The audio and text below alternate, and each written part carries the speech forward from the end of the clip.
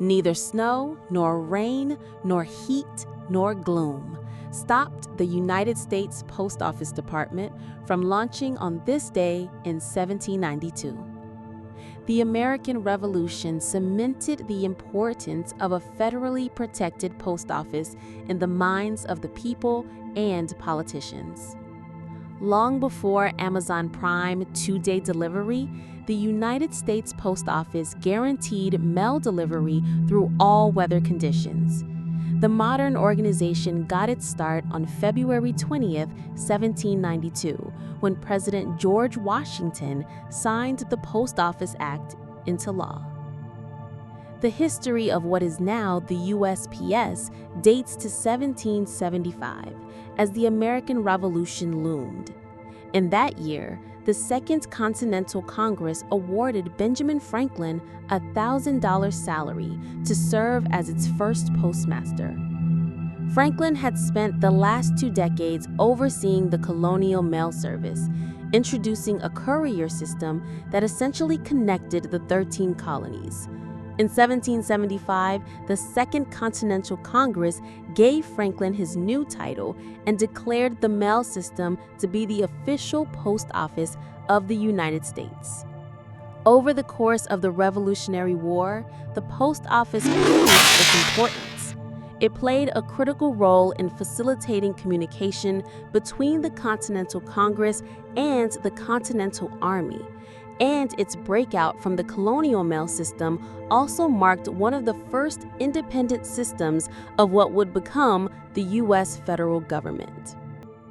Early public officials quickly threw their support behind the post, and this fledgling post office gained even more significance in 1787, when the U.S. Constitution gave Congress the power to create official post offices and post roads.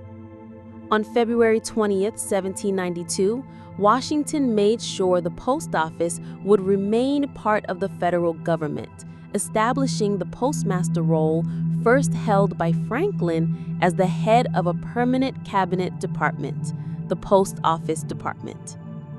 The Post Office Act laid the groundwork for modern mail freedoms, including protecting the privacy of personal correspondence.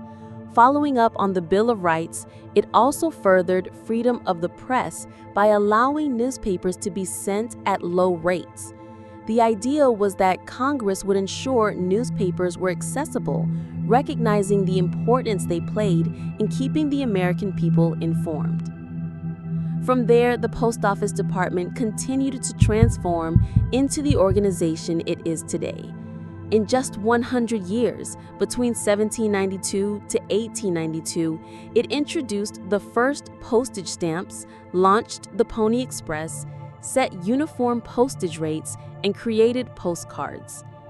Congress maintained its role in governing postage rates and ensuring the nation had the necessary infrastructure for deliveries.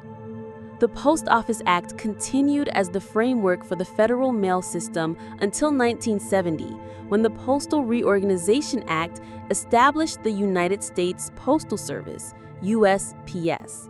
In 1971, the motto of the Postal Service, quoting an ancient history of the Greco-Persian Wars, declares, "Neither snow, nor rain, nor heat, nor gloom of night stays these couriers from the swift completion of their appointed rounds."